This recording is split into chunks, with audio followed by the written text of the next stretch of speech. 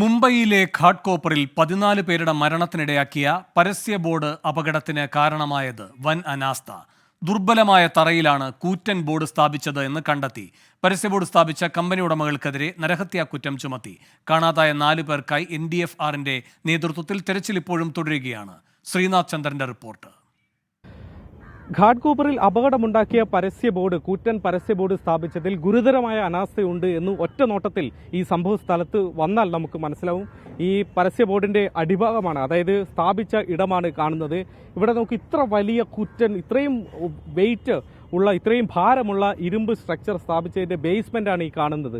ഒരു 4 അടി പോലും ബേസ്മെന്റ് ഇല്ല എന്നതാണ് ഒറ്റ നോട്ടത്തിൽ മനസ്സിലാവുന്നത്.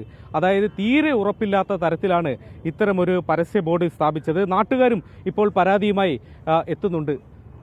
നിങ്ങളിവിടെ അടുത്താണല്ലേ? അതെ. ഇത് കണ്ടിട്ട് എന്താ തോന്നുന്നത്? ഇതെന്ന് വെച്ചാൽ 4 അടി പോലും ഇല്ല. ഇത് 300 ഫീറ്റിന്റെ ഇതാണ്.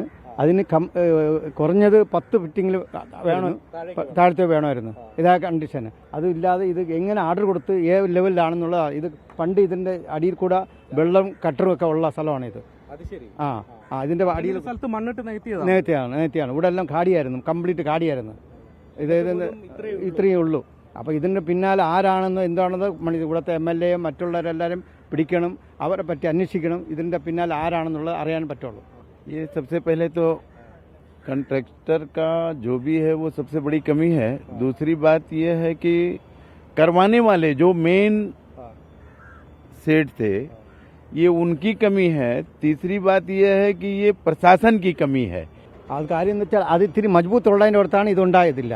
ഇത് കംപ്ലീറ്റ് വീഴുന്നു, കംപ്ലീറ്റ് നാശനഷ്ടം ഉണ്ടായി. ഇതിന്റെ മെയിൻ ഇത് കോണ്ടക്ടറും പിന്നെ ഈ മോലാളിയാണ്.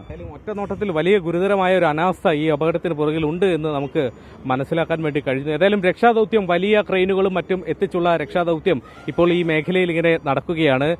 NDRF-ന്റെ 2 ടീമുകൾ ഇവിടെ കാര്യമായി തന്നെ പ്രവർത്തിക്കുന്നു. ഫയർഫോഴ്സ് അടക്കമുള്ള നാട്ടുകാരുടെയും ഒക്കെ സഹായമുണ്ട്.